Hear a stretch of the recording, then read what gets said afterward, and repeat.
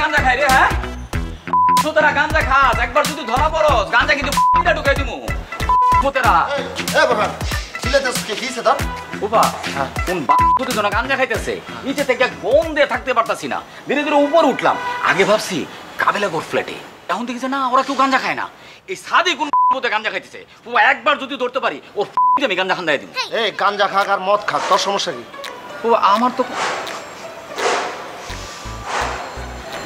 তোফা কিছে ফুপা আপনার যে অভ্যাস আছে এটা তো জানতাম না এই আমার কি অভ্যাস আছে না আছে সেটা কি তোরে বলতে হবে যা নিচে যা না না আমার বলতে হবে কেন আমি হইলাম এই বাসার কেয়ারটেকার আর আপনি হইলেন বাড়িওয়ালার আত্মীয় তাই তো আপনার তোর গাঁজা আন্দোলন হবে তাই না বোরহান পিনিকটা নষ্ট করিস না যা নিচে যা একটা পিনিকে আছে যা নিচে যা ফুপা 11টা বাজে গেটে তালা লাগাবো আপনিও চলুন আরে আমি এত তাড়াতাড়ি ঘুমাই না আমি কি গ্রাম দেশে থাকি নাকি বেটা আমি ঘুমাই রাত 4টার সময় তুই এক কাম কর তুই নিচে যা আমি পরে যাবো যা যা ফুপা বাড়িওয়ালা কাকা নতুন নিয়ম করছে রাত 11টা বাজলেই নিচের গেটে আর ছাদের গেটে তালা লাগাই দিতে হবে।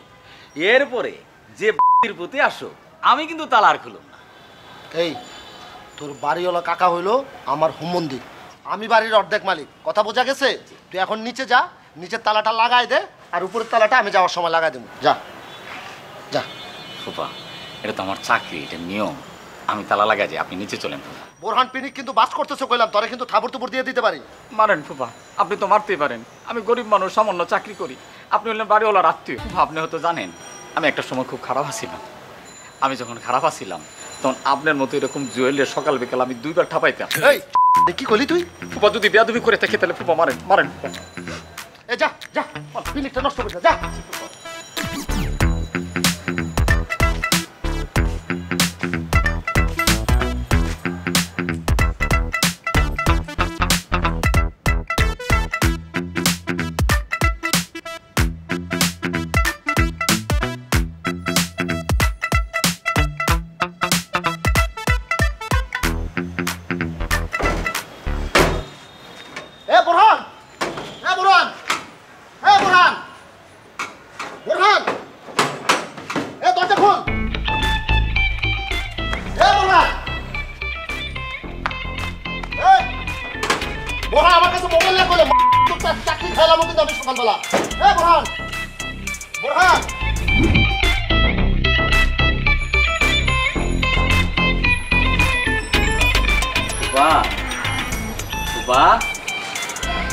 সকাল হয়ে গেছে তো উঠে নাস্তা করবেন না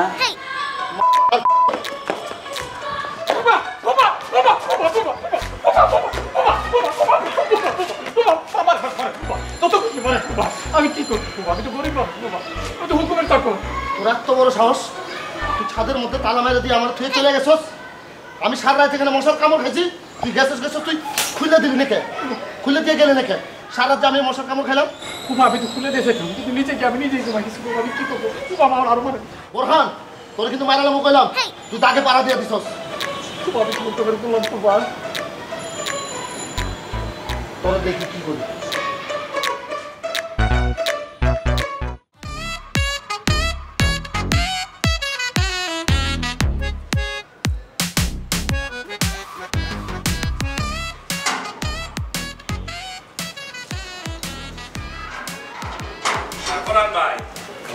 কাজ করতে আছেন খুব ভালো ভালো কাজ করে খাইতে আছেন ভালো লাগতে আছে আমার আমারও খুব ভালো লাগতেছে নিজে কাজ করে খাইতেছি খুব ভালো শোনেন মনোযোগ দিয়ে কাজ করবেন বুঝছেন কোন আকাম কুকাম করেন না কিন্তু না ভাই আমি একবার একটা ভুল করছি এই ভুলকে আমি বারবার করব এই ভুল থেকে আমি শিক্ষা নিয়েছি এই শিক্ষা নিয়ে আমি এখন কাজ করতেছি খুব ভালো করেন আর হাবু ভাই তোমার কাছে আমি খুব ঋণী তোমার এই ঋণ আমি কোনোদিন শোধ করতে পারবো না তোমার এই উপকারের কথা আমি কোনোদিন বলবো না তুমি যদি তোমাদের বাসা আমরা থাকতে না দিতা তাহলে তো আমি এই চাকরিটা পাইতাম না কি বলেন বরান ভাই আপনি তো কাজ পাইছেন আপনার নিজের যোগ্যতা না হাবু ভাই আমি নিজের যোগ্যতা কাজ পাইছি কিন্তু একটা উসিলা তো লাগে তুমি হলে সেই উসিলা সব আল্লাহর ইচ্ছা কাজ করেন করেন ভাই তুমি আমার জন্য দোয়া করে হাবু ভাই আমি যাতে কাজ করে নিজের পায়ে দাঁড়াইতে পারি ইনশাআল্লাহ একটা সময় তুমি আমার নিয়ে গর্ববোধ করবা তুমি উদাহরণ দিবা এই যে বোরহান ভাই এই বোরহান ভাই ছিল একটা অমানুষ শুধু তোমার মাধ্যমে এই হাবু ভাইয়ের মাধ্যমে সে মানুষ হয়েছে আল্লাহ ভরসা আপনি মনোযোগ দিয়ে কাজ করেন আর শোনেন কোনো আকাম কুকাম করেন না কিন্তু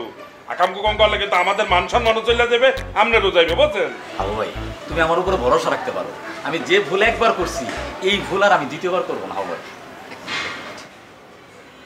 হাবু ভাই ওই যে তোমার কাছে 50 টাকা লোন নিছিলাম, ওই যে ইন্টারভিউ দিতে যাইতেছিলাম না, তখন তো আমার কাছে কোনো ভাড়া ছিল না, তুমি যদি টাকা না দিতা তাহলে তোমার হাইটে হাইটে যাইতে হতো। না রাখতে দেন, থাক বোরান ভাই, লাগবে না আপনার কাছে রাখে না ভাই তুমি না, লাগবে না বললাম তো। এটা তো লোন পরিশোধ করতে হবে। আপনি চা খাই না হাবু ভাই, চা খাওয়ার টাকা আমার কাছে আছে, আরেকটা দাবি আছে তোমার কাছে আমার।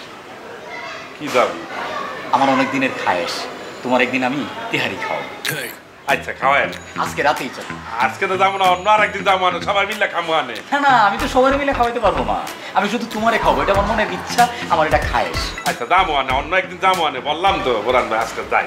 আচ্ছা ঠিক আছে হাবু ভাই, সবাই একটু তোমার ছোড়া করি ভাই, তুমি আমার যে উপকার করছো ভাই, তুমি আমার মায়ের পেটের ভাই ভাই, আচ্ছা আমি তোমার এই উপকারের কথা জীবনেও ভুলবো না ভাই। তুমি আমার কাটাকাটি করে দোয়া করো। দোয়া করতে আছি, শোনেন মনোযোগ দিয়ে কিন্তু কাজ করবেন, বলতে দিলাম, বুঝছেন?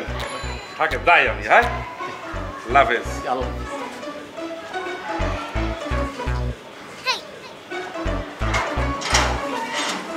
বোরান ভাই, এই দরজাটা লাগাইয়া দিয়ে। জি হাবু ভাই।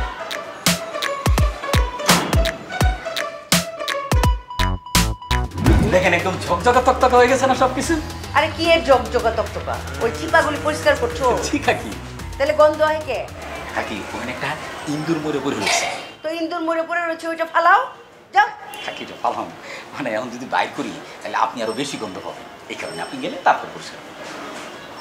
বুঝতে পারছি, ফালাই দিও ইন্দুরটা। ঠিক আছে কাকি, ওই যে দোতলা আছে না, দোতলা একটা পিচ্ছি আছে, একটু পর পরে পানি ফেলে, খেলনা ফেলে, ময়লা জিনিসপত্র ফেলে, আর মাঝে মাঝে মুইতে দেয় কাকি।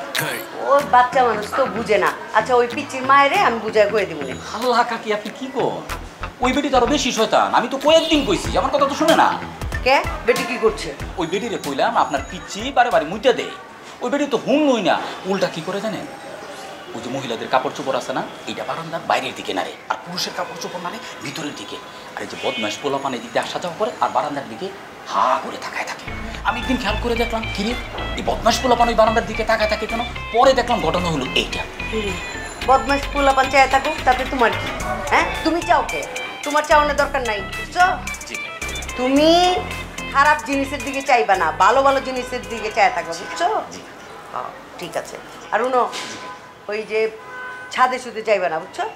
ছাদে যাইবা সকালে, যাই আর ছাদ মাছ ঝাড়ু দিবা, গাছে গুছে পানি দিবা, এরপরে রাইতে 11টায় যায় ছাদে তালা মারবা। আর গুণাক্ষরেও ছাদে যাইবা না, বুঝছো? ছাদে ওই যে ইবা নাচের ক্লাস লয়, বাচ্চারা আহে, বাচ্চার মায়েরা আহে, ওরা যেন ডিস্টার্ব ফিল না করে, বুঝছো? কাকি ওরা কি ডিস্টার্ব ফিল করবো, উল্টা তো আমি ডিস্টার্ব ফিল করি। পিচ্চিরা যে পরিমাণ আমারে জ্বালায় কাকি, অন্য যে কেউ হইলে আপনার বিচারটা আপনার মাথা নষ্ট করে ফেলতো। এর মধ্যে একটা ছোট পিচ্ছি আছে না, এই মাটা কি করে জানে, আমি যখন এনে বসে থাকি পিছন দিয়ে আইসা চিকন কাঠি নিয়ে আমার মধ্যে এসে গোতা দেয়। কত দেখি লাগাও না আরো জোরে ব্যাচেলার পার্টি সং, লাগাও না আরো জোরে ব্যাচেলার পার্টি সং।